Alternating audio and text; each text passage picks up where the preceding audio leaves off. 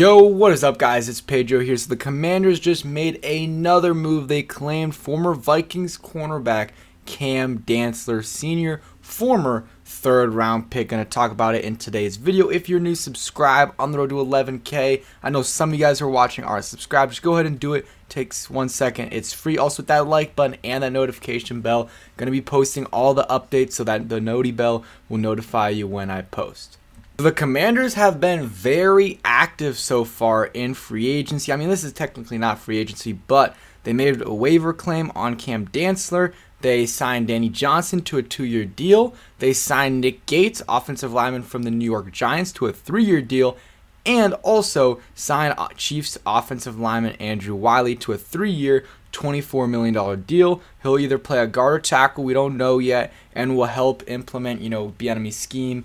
So, overall, a solid day for the Commanders, but this might be my favorite move that the Commanders made. And, maybe it won't amount to anything in the future, but the theme is, what I do like is that they're taking a risk and not just bringing in retreads from Carolina or, Buffalo. They're bringing in a guy that has really nothing to do with Ron Rivera, or at least I don't think so, and a guy that has potential, that has shown flashes in the past, a third-round pick a couple years ago, and he has the potential to be a solid corner. And hey, if he ends up not doing anything, well, it really didn't cost you anything except for a roster spot, out of 90 players, because it's before the season starts. You got 90 roster spots. It doesn't matter. So that's what I like about this move, and let's get into it a little bit. So they claimed him off waivers from Minnesota, third-round pick in 2020. Didn't play much down the stretch for the Vikings, but I believe he started 9 or 10 games.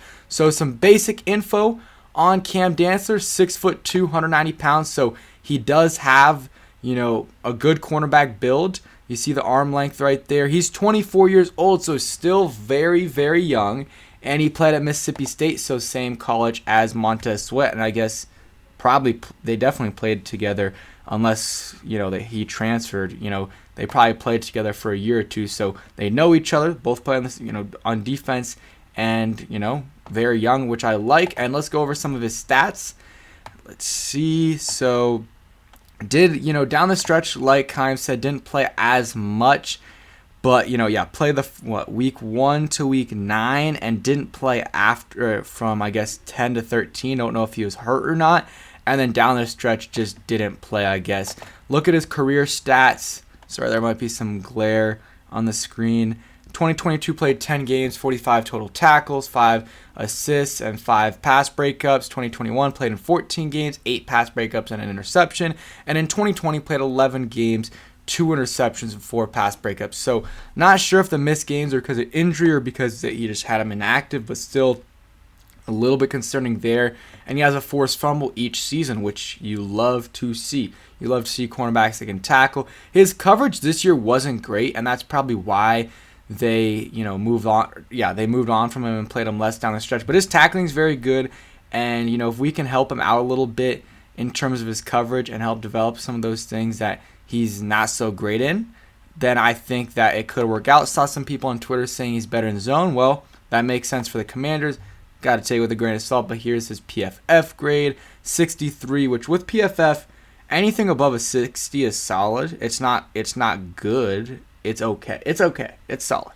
And we'll take that at the cornerback position. This is another guy that you can add to the room that's potential depth. And not only is he depth, but he has, potential. He has potential to be a good cornerback in this league. He does have that potential, which I love. And he's started games. He started 26 games in the last 3 years for the Minnesota Vikings. That is more than Rashad Wildgoose, Tariq Castro-Fields. So we have someone, yes, he's young, but he's experienced. So if you do have to put him in, he can go in.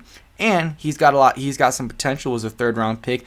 And from what I saw from Vikings fans on Twitter, he showed some flashes, and then he would, he would have a great play, and then the next play would just absolutely awful play. So up and down a little bit. So we can get a lot more of those ups and downs. That will help out. But the reason why I'm really happy about this sign, it's not a big deal at all in terms of who they signed, but it seems like Rivera, a lot of the times when there's a good player on the waiver or whatever, he doesn't put a claim in. because he wants to go after the retreads, the guys like Jordan K, the linebacker, not even going to try to pronounce his last name, or someone like David Mayo. He likes to sign those guys and bring the same guys every single year into camp. When guys like Cam Dantzler usually are available, he just doesn't even go after them. But this is a position of need and is a guy that has some potential and at the very least will be solid depth for you. And hey, if it doesn't work out, you don't have to put him on the roster. It's 1 out of 90 roster spots. So like the move, that's really it. There's nothing much else to say about it. We'll see how it progresses for him, and excited to see what he can do this year for the Commanders. So that's it. Hope you guys enjoyed. Stay tuned for more videos. Peace.